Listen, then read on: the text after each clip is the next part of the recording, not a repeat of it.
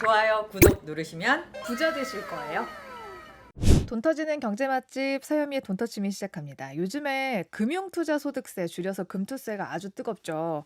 관련된 이야기 나눠보겠습니다. 이상민 나라살림연구소 수석연구위원과 함께 경제적 본능 일깨워 보겠습니다. 안녕하세요. 예, 안녕하세요. 요즘 욕 많이 드신다고. 예, 그렇습니다. 가는 곳마다 막 피켓 시위하고 이런다면서요. 예, 네. 제가 가는데 토론회 때 이렇게 쫓아오시는 분들이 좀 있습니다.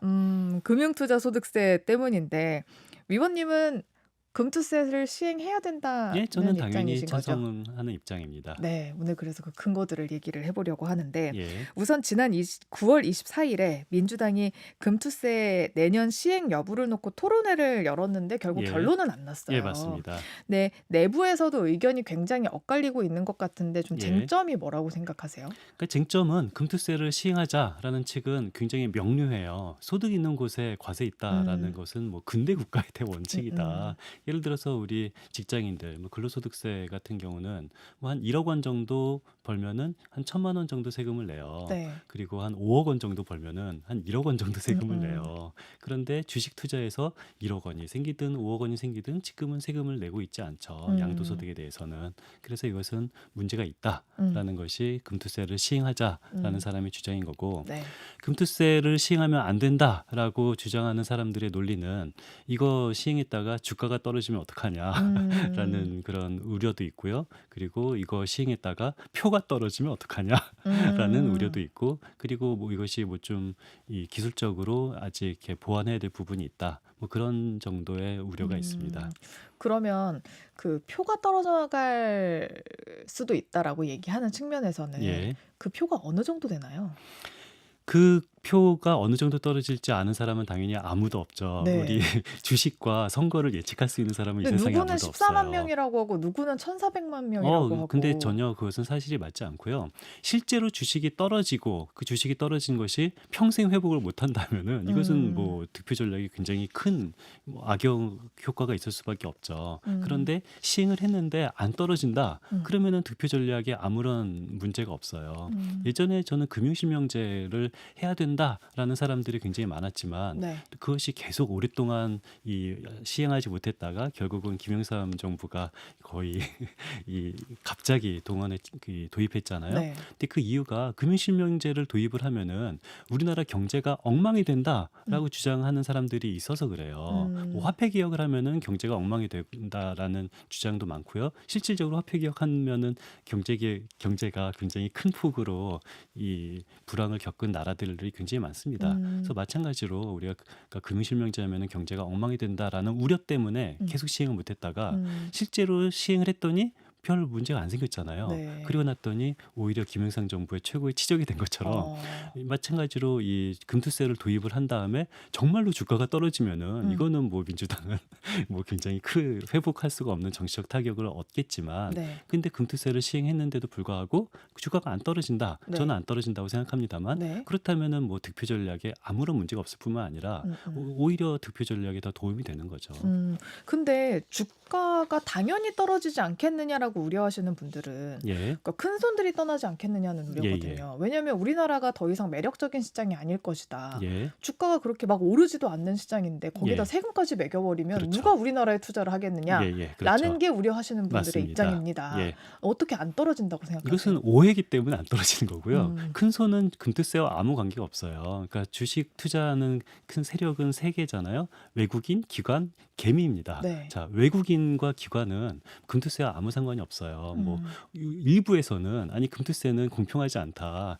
왜 기관과 외국인은 해당이 안 되고 개인만 금투세 대상이 되냐라는 네. 말을 하는 사람들이 있는데요. 이거는 저는 정말 잘못된 오해라고 생각하고요. 금융투자소득세는 소득세법이에요. 음, 그러니까 소득세, 대한민국에 사는 사람의 소득세를 바꾸는 게 금투세인 거고요.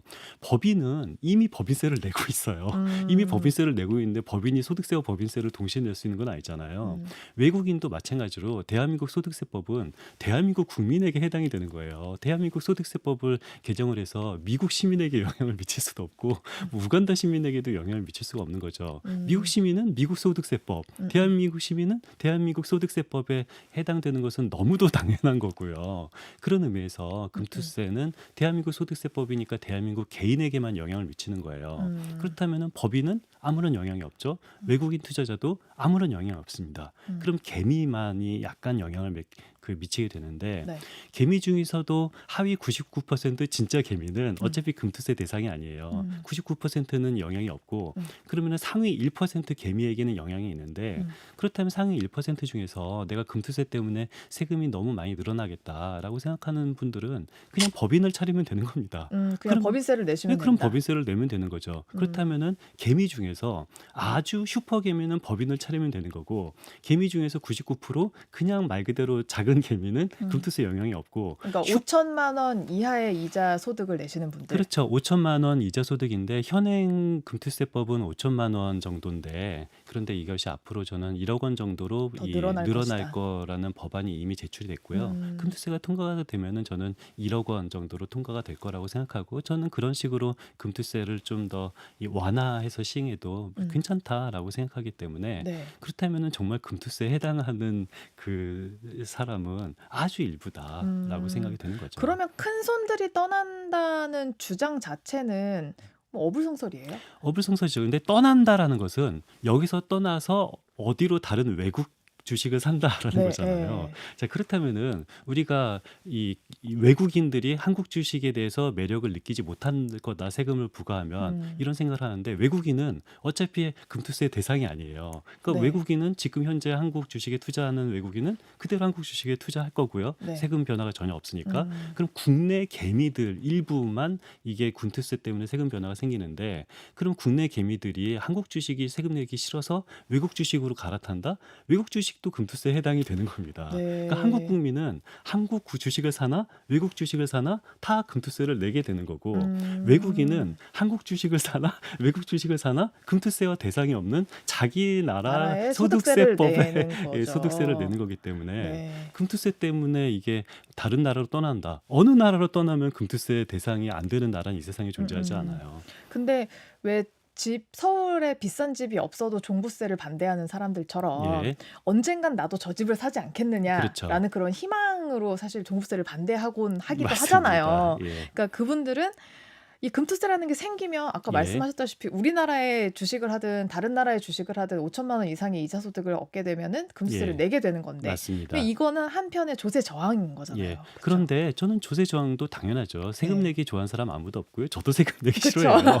그런데 문제는 금투세를 도입하면서 거래세가 줄어들거든요. 근데 개미들은 원래 거래세에 대한 세금 부담은 굉장히 많은데 이게 주식 양도 차익 그러니까 내가 1억에 산 주식을 2억에 팔았다. 그럼 1억을 제가 벌었잖아요. 네. 그 양도 차익에 대해서 세금을 여태까지 내지 않고 거래 과정에서만 냈어요. 네. 그 손실봐도 냈던 거죠. 그렇죠. 손실봐도 거래하는 동안에 세금을 계속 내는데 거래세는 계속 줄어왔고 그리고 금투세가 도입이 되면은 거래세는 더 줄 거예요. 그러면은 세금 내기 싫은 개미들은 거래세가 주는 것이 훨씬 더 크게 많이 줄고 금투세 부담은 전혀 없거나 있더라도 주식 내가 돈을 많이 벌었을 때만 세금을 내요. 그렇다면 그냥 절세 측면에서만 보더라도 어찌 보면 5천 이하의 이자 소득을 버시는 분들은 이익일 수 있다. 금투세. 아니 이익일 수가 있는 게 아니라 네. 이익일 수밖에 없는 거죠. 어. 거래세는 주는 것은 100% 명확한 거고 그리고 이 금융투자 소득세가 이게 낼 수도 있고 안 낼 수도 있는데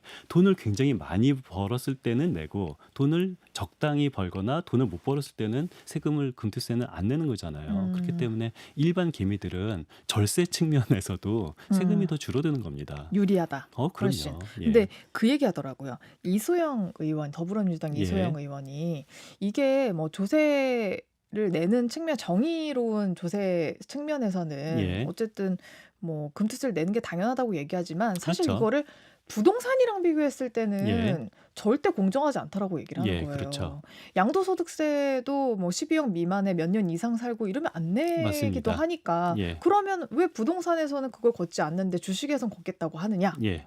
반대를 하시더라고요. 예, 그런 말도 있는데요. 네. 그렇죠. 우리가 근로소득 주식에 대한 소득이 있고 그리고 이 부동산 소득도 있고 그리고 주식 소득도 있는데 현재는 근로소득에 대해서만 세금을 내고 그리고 이 부동산이나 주식 관련돼선 세금이 거의 없는 상태예요. 네. 이것이 정의롭지 않죠. 그렇다면 둘 다 세금을 내게 하는 것이 정의로운 거지. 둘 다 안 내자라는 거는 말이 안 된다. 말이 안 되는 거죠. 음. 그런데 저는 개인적으로 이 부동산 관련된 양도차익도 1세대 1주택도 내야 된다고 생각은 합니다만 그럼에도 불구하고 1세대 1주택 양도차익을 비과세하는 이유도 나름대로 합리적이에요. 왜냐면은 내가 1세대 1주택자 같은 경우는 내가 여기서 이 굉장히 부동산이 많이 올라서 큰 이익을 봤어요. 그래서 팔았어요. 그런데 내가 판 다음에 어디론가 또 가야 되잖아요. 그쵸. 그렇다면 내가 판 집도 올랐지만 내가 살 집도 그만큼 비슷하게는 오를 수밖에 없거든요. 그런 의미에서 이 부동산 같은 경우는 저는 세금을 내야 된다고 생각합니다만 세금을 내면 안 된다고 생각하는 사람의 말도 나름대로 합리적인 이유는 있죠. 내면 안 된다고 생각하시는 분들의 입장 중에 이것도 있어요. 결국 우리가 부동산을 하는 비용이나 예. 주식을 하는 비용이나 결국 근로소득으로 하는 거 아니냐. 예, 이미 돈을 냈는데 예, 또 내라고 하는 게 말이 되냐. 예. 네. 그런 주장은 저는 처음 들어보고요. 그렇게 따지면은 제가 이 근로소득을 가지고 제가 뭐 1,000만 원을 벌었어요. 이걸 가지고 짜장면을 사 먹어도 저는 거기서 또 그럼요. 세금을 이 내죠. 부가치세를 또 내고 네. 그런 말은 뭐 조세 체계를 잘 혼동해서 그런 것 같습니다. 네.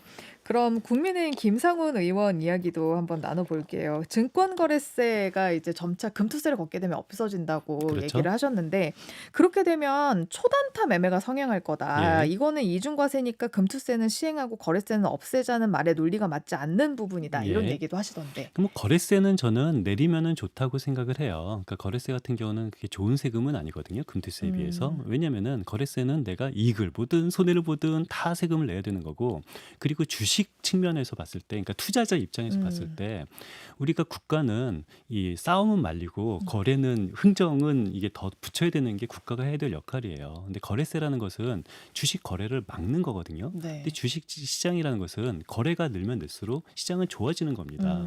그런데 우리가 양도소득세, 그러니까 금투세 같은 경우는 내가 소득이 많이 생기면은 세금을 많이 내는 거잖아요. 그런데 이 세상 어떤 사람도 내가 월급이 오르면은 나는 근로소득세를 많이 내요. 그렇다고 해서 나는 근로소득세 내기 싫어서 월급 올라가는 게 싫어. 이런 사람 아무도 없잖아요. 그건 그렇죠. 예, 네. 마찬가지로 주식 금투세 같은 경우는 내가 주식해서 돈을 많이 벌면 세금을 많이 내는 겁니다.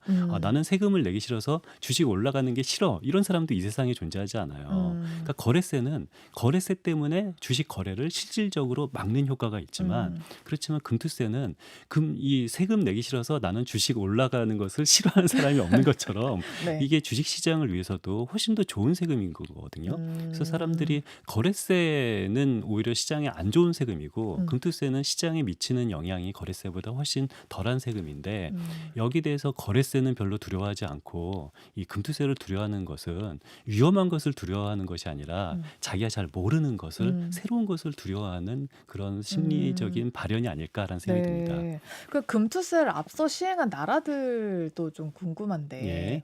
그 나라들은 어떻게 정착을 하게 됐나요? 거기는 거의 저항들이 없었나요? 이게 다들 오래전부터 선진 시장들은 다 금투세가 도입이 되고 있고요. 뭐 일본, 뭐 미국, 뭐 영국, 뭐 당연히 OECD 국가들은 대부분 도입이 됐는데요.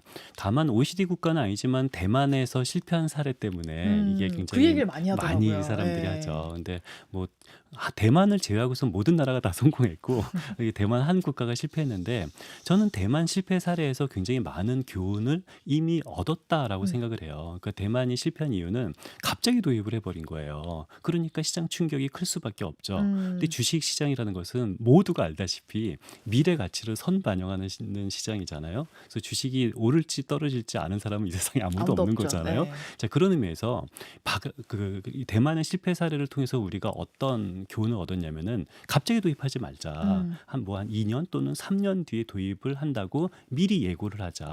그럼 2년, 3년 동안에 이미 선반영되거든요. 금투세 도입에 대한 효과는 이미 선반영됐기 때문에 2년 뒤, 3년 뒤 금투세를 도입했을 때도 시장의 충격을 없애야 된다는 것이 바로 대만의 실패 사례를 통해서 배운 우리의 교훈입니다.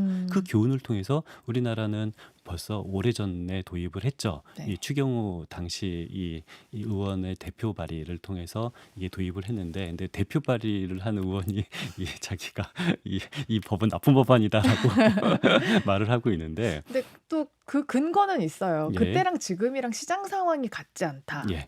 얘기를 하더라고요. 시장 상황이 같지 않다라는 것이, 그때는 주식이 많이 오를 때고 지금은 주식 안 좋잖아요. 네. 저도 투자자로서 요즘에 주식이 떨어져서 굉장히 가슴이 아픈데, 자, 많이 오르고 있을 때 금투세를 도입하는 게 좋을까요? 떨어지고 있을 때 금투세를 도입하는 게 좋을까요? 아, 그러게요. 또 그렇게 얘기하니까 오를 때 도입하면은 전도 반대입니다. 오를 때 하면은 예. 진짜 찬물 뿌리는 그럼요. 격이니까. 오를 때 주식 금투세를 도입을 하게 되면은 이거는 세금이 굉장히 많이 늘어나요. 그렇기 때문에 이거는 찬물을 뿌리는 건데, 떨어질 때 금투세를 도입하면은 세금이 하나도 늘어나지 않아요. 오히려 이연 소득세 자산이 생기거든요. 이게 무슨 소리냐면은, 네. 이게 회계상으로 이연 소득세 자산이라고 표현을 하는데, 내가 이 금투세가 없을 때는 떨어지면은 무조건 100% 손해고, 네. 이 이익을 보면은 100% 이익이잖아요. 근데 금투세를 도입을 하면은 떨어질 때는 100% 손해가 아니에요. 내가 떨어졌을 때 올해 만약에 1,000만 원 손해를 봤다. 네. 그렇다면은 1,000만 원 손해 본 것이 그냥 1,000만 원 손해로 끝나는 것이 아니라, 내년에 1,000만 원 이득을 봤을 때 킵 이연 해놨다가. 되잖아요. 킵이 에. 되는 거잖아요. 그렇다면 내가 1,000만 원 올해 손해를 봤다는 얘기는, 내년에 1,000만 원 이득을 봐도 나는 세금을 내지 않을 수 있는 권리가 생기는 거예요. 올해 그럼 1,000만 원 내가 손해를 봤어요. 그러면 예. 금투세가 도입이 됐다고 쳤을 예. 때 내년에 그럼 난 6천까지 벌 수 있는 건가요? 그렇죠. 그것을 우리는 이 회계 용어로 이연 소득세 자산이라고 어. 생각하는데, 그렇기 때문에 떨어질 때 금투세가 도입이 되면 나는 이 손해를 봐서 가슴은 아프지만, 그래도 내가 세금을 내지 않을 수 있는 까방권을 획득하는, 그 까방권이 이연 소득세 자산이에요. 그 까방권을 획득하게 되는 거니까, 그래도 가슴은 요만큼 덜 아프게 되는 거고요. 아프긴 아프지만 덜 아프게 되는 거고, 그렇기 때문에 오히려 내릴 때 금투세를 도입하는 것이 더 시장의 충격을 완화하는 겁니다. 오히려 내려갈 때 도입을 해놔야 나에게 까방권이 더 생기는 거지. 그렇죠. 오히려 올라갈 때 해놓으면 시장에 깔 게 찬물을, 없다. 그럼요. 시장에 찬물을 던지는 거니까, 오를 때는 금투세를 내야 되는 거고, 내릴 때는 금투세를 내는 것이 아니라 네. 금투세 자산이 생기는 겁니다. 그러면은 근데 지금 상황으로 봤을 때는 사실 민주당 뭐 대표의 말도 그렇고 하니까 예. 사실 시행 안 될 것 같거든요. 저는 예측은 안 하는 사람이어서 네. 보통 경제하는 사람들은 예측 안 해요. 네. 예측 안 하는 사람이긴 합니다만, 근데 제가 뭐 이 실제 기재위원들을 만나 보면은 굉장히 금투세에 대한 도입 의지가 높아요. 그러니까 기재위원들이요? 예, 요 야당 기재위원들은 그런데, 제 처음 민주당 기재위원 만났을 때만 하더라도 그냥 이렇게까지 이 도입 의지가 높지 않았거든요. 그런데 공부를 하면 할수록 갑자기 점점 금투세는 도입을 해야 된다라고 변화되는 것을 옆에서 지켜보고 있으니까, 지금 저는 뭐 예측은 하지 않습니다. 네. 도입될 수도 있고 안 될 수도 있다라고 생각합니다. 하지만 이번에 도입이 안 될 경우에 예. 사실 뭐 폐지까지, 저는 이제 시사도 하는 사람이니까 그렇죠. 폐지까지 가지는 않지만 예. 어쨌든 유예가 될 확률이 훨씬 커 보이거든요. 그렇죠. 예. 근데 이게 만약에 또 한 2년 정도 유예가 된다 쳤을 때 이것이 우리 시장에 미칠 영향은 어떤 저는 정도라고 제가 개인적으로 금투세를 도입을 해야 된다라고 하는 것이 두 가지 입장이 있어요. 뭐 이 조세 전문가로서 입장도 있지만 투자자로서 입장도 있다고요. 저도 한 20년 차 투자자거든요. 그런데 저는 투자자로서의 도입이 돼야 된다라는 입장이 사실 더 커요. 왜냐하면 주식시장이 제일 싫어하는 것은 예측 불가능성입니다. 불확실성이 제일 싫어요. 네. 우리가 악재가 생긴다고 주식이 떨어지고 호재가 생긴다고 주식이 오른다면은 이 세상에 주식 투자해서 돈 못 벌 사람 아무도 없죠. 없거든요. 네. 악재 생겼을 때 사고 호재 생겼을 때 팔면은 다 돈 벌 수가 있죠. 그런데 그렇지 않아요. 항상 뭐 사고 오르고 내리고 할 때 왜 이래? 맞습니다. 이러니까. 갑자기 뭐 호재가 생겨도 주식이 떨어질 때 네. 많고요. 악재가 생겨도 주식이 오를 때 많잖아요. 네. 투자자들은 모두 다 압니다. 자, 그런데 제일 싫어하는 것은 불확실성인데, 만약에 금투세를 유예를 한다면, 아니 폐지를 한다 하더라도 마찬가지인 게, 금투세는 OECD 국가들 거의 다 도입이 됐고요. 언젠가는 10년 뒤에, 15년 뒤에, 5년 뒤에는 금투세를 우리나라는 도입할 수밖에 없는 나라예요. 그런데 언제 금투세가 도입이 될지 모르는 상황이, 계속 예측 불가능성이 우리 시장에 계속 존재한다면은 우리 주식시장은 오르기가 어려워요. 예를 들어서 전쟁 같은 것이 터질 것 같다라고 한다면은 주식 안 오를라요. 그러다가 언제 오르는 줄 아세요? 실제 전쟁이 터지면은 그때 불확실성이 해소가 되면은 주식이 오르는 경우가 굉장히 많이 있거든요. 우린 경험적으로 알고 있어요. 음. 그렇기 때문에 우리는 지금 언제 도입이 될지 모르는 상황, 또 유예를 해서 2년 뒤 도입이 될지 5년 뒤 도입이 될지 모르는 상황이 주식 시장이 제일 싫어하는 이 예측 불가능성을 높이는 형태인 음. 거죠. 그럼 이제 앞으로 이것도 좀 지켜봐야 될 것 같아요. 금투세가 만약에 시행이 된다고 예. 했을 때 이건 좀 보완해야 되지 않을까 하는 예. 측면들이 몇 가지가 있어요. 맞습니다. 근데 가장 대표적인 게 기본 계좌 하나 외에 다른 계좌에서 발생한 소득에 예. 대해서는 무조건 원천 징수가 된다라는 예. 부분이거든요. 맞습니다. 저는 금투세를 도입을 하게 된다면은 현재 금투세 어떤 문제점이라고 지적되는 것들은 다 고쳐도 된다고 생각을 해요. 예를 네. 들어서 원천 징수하지 말자. 저는 원천 징수 안 해도 된다고 생각하고 5천만 원보다 좀 1억 원을 높이자. 음. 저는 1억 원을 높여도 된다고 생각하고 투자자로서. 투자자로서 네. 저는 이런 식으로 뭐 금투세에 대한 뭐 약간의 우려들은 다 고치면 됩니다. 예를 들어서 저는 뭐 종합소득세 같은 거 있죠. 네. 종합소득세 통계를 보면은 뭐 1년에 10억 이상 버는 뭐 근로소득자도 세금을 한 푼도 안 낸 사람들 많아요. 네. 의외로 많습니다. 그리고 종합소득세 같은 경우도 이게 매출이 굉장히 많이 누락하는 이런 종합소득자들, 나쁜 사람들이죠. 매출 누락하는 종합소득자도 굉장히 많아요.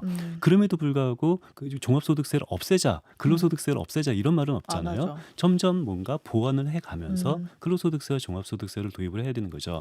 이번 금투세도 저는 완벽하고 팬시하다라고 생각하는 것은 아니에요. 좀 아직 당- 투박한 상황이죠. 그럼요. 뭐 고칠 것은 당연히 고치고 고쳐가면서 이걸 도입을 해야 되는 건데 만약에 도입을 하지 않는다면은 예를 들어서 저는 대만의 사례를 통해서 우리는 좋은 교훈을 배웠다고 했잖아요.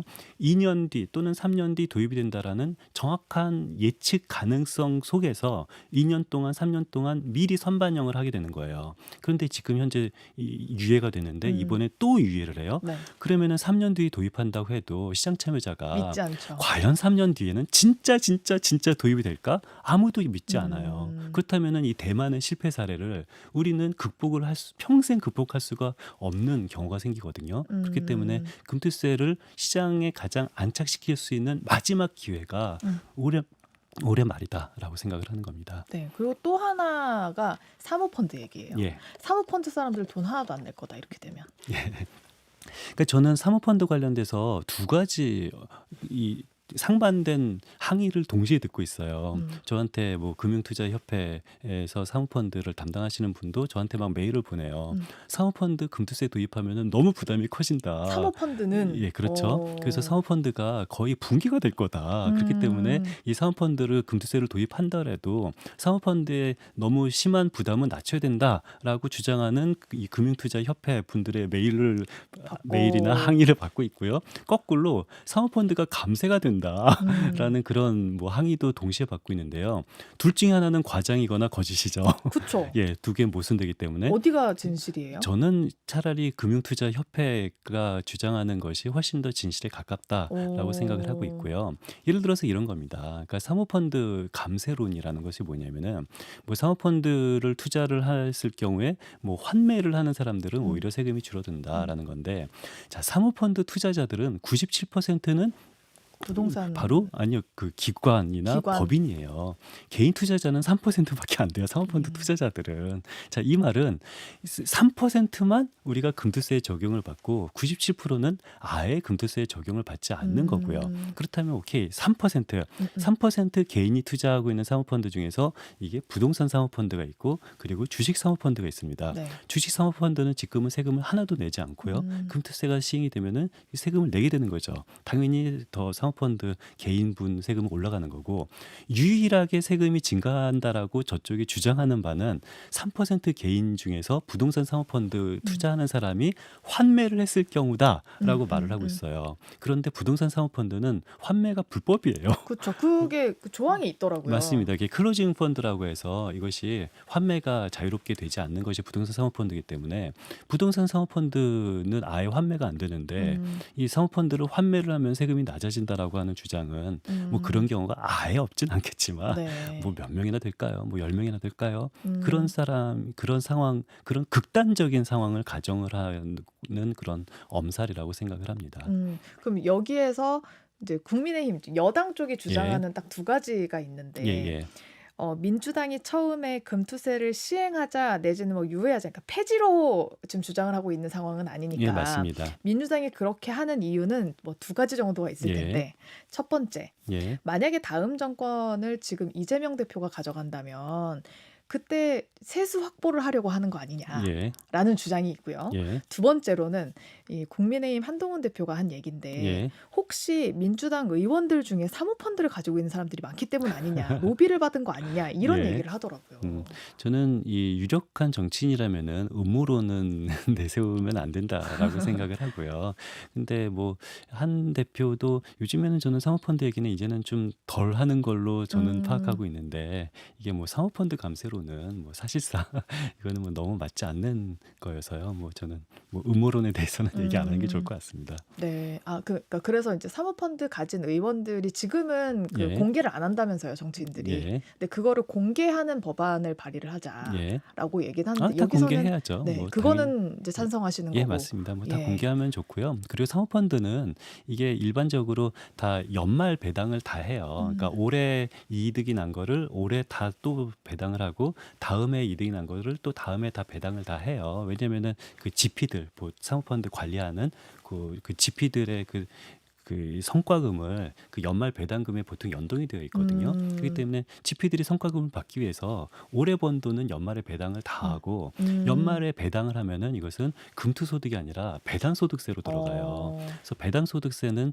뭐 최고 세율 49% 이상 네. 내는 거거든요. 그래서 이게 사모펀드 현실을 모르는 사람은 뭐 환매를 한다 아니면은 이게 해산 배당을 한다라고 하지만 사모펀드는 연말 배당을 하는 것이 가장 일반적입니다.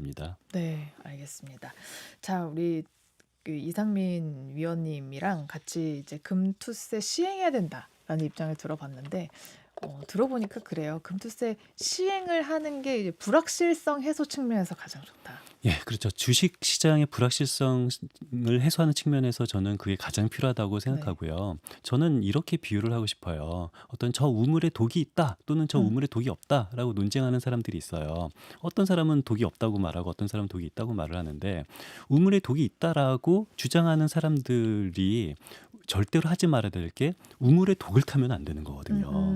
내가 우물에 독이 있다라는 내 말을 증명시키기 위해서 자기가 직접 독을 타놓고서 거봐라 이 우물에 독이 있지 않았니? 라고 말하는 것은 정말 나쁜 행동인데 주식이라는 것은 굉장히 심리적인 거기 때문에 이것이 도입이 되면 주식이 폭락한다라고 말을 하면은 원래 이 선반영한 시장이어서 2년 동안에 이미 선반영이 됐지만 도입이 되는 순간에 이 주식이 떨어질 것이다라고 적극적으로 막 우물에 독을 타면서 여론을 만들면은 저는 주식이 실제로 떨어질 수도 있다고 생각을 해요. 근데 다만 떨어진다 하더라도 며칠 내로 회복이 될 수밖에 없다고 생각하는데 효율 시장 가설을 믿는 사람들은 뭐 저나 외국인 같은 사람들은 저는 이 본질 가치가 변함이 없는데 어떤 심리적인 이유로 주식이 떨어진다면은 이것은 며칠 내로 회복이 될 수밖에 없다라고 믿고 있고요. 네. 저같이 효율시장 가설을 믿고 있는 사람은 저뿐만 아니라 많은 외국인 기관 투자자들도 효율시장 가설을 믿고 있기 때문에 본질 가치와 상관없이 하락을 했을 때는 저는 그때 투자할 겁니다. 오히려 쌀 때 살 수 있으니까. 쌀 때 사야 되니까. 그런데 저처럼 투자하는 사람이 저뿐만 아니라 외국인과 기관들도 이 본질 가치와 상관없이 주식이 떨어졌네. 심리적인 이유 때문에 그때는 사게 되는 거고요. 그때 사게 되면은 뭐 2, 3일 내로 회복이 되겠죠. 오히려 더 매력적인 시장이 될 수 있는 거다. 그럼요. 저는 뭐 떨어진다 하더라도 네. 뭐 며칠 내로 뭐 1, 회복할 2주 것이다. 내로 회복이 된다라고 생각을 합니다. 네, 알겠습니다. 자, 오늘 여기까지 듣죠. 지금까지 이상민 나라살림연구소 수석연구위원 모시고 이야기 나눠봤습니다. 고맙습니다. 예, 수고하셨습니다.